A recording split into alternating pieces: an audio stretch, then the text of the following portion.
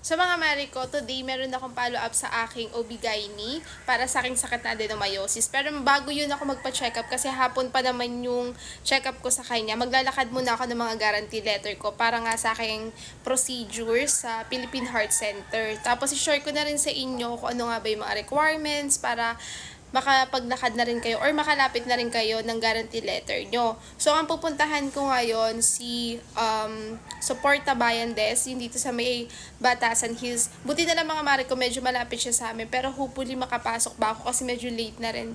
Pero kung hindi ako makapasok, may pupuntahan pa akong isa, which is si Akbayan Party List. So, ayun. So, share ko din sa inyo paano makapunta, yung mga ganon later. So, paalis pa lang ako, nagmamadali na rin ako. So, chika ko siya sa inyo mamaya kung ano yung mga requirements and kung ano yung mga pupuntahan yung lugar para alam nyo din. So, ayun lang, bye-bye muna.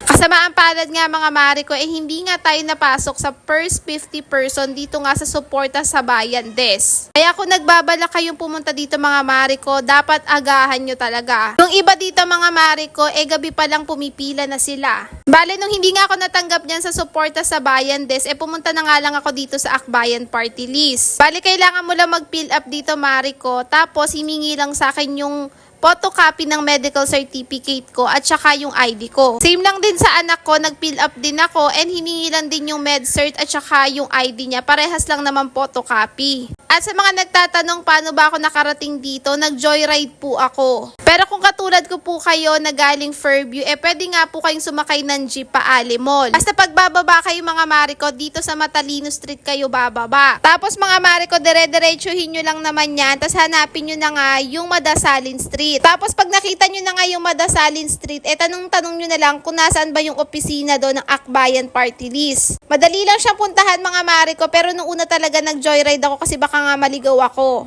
After ko nga dito mga mare ko, nagpa-check up na nga ako sa OB-GYN ko. Bali sa mga nagtatanong mga mare ko, kaya nagpapa-check up ako dito sa OB-GYN ko, is meron nga po akong adenomyosis. So bali mga mare ko, nagtitake na din talaga ako ng gamot dito, kaya talagang pinipilit ko na makakuha ako ng mga guarantee letter para hindi na siya makasagabal pa nga sa ibang gastusin ko. After ko nga dito sa hospital mga mare ko, pumunta naman ako dito sa SB Park dito nga sa Batasan Hills. Bali dito naman mga mare ko, kukuha naman ako ng aking case study. Bali may pagpapasahan kasi ako mga mare ko ng 2 medical assistants pa and kailangan nga nila ng social case study na naka-address sa kanila.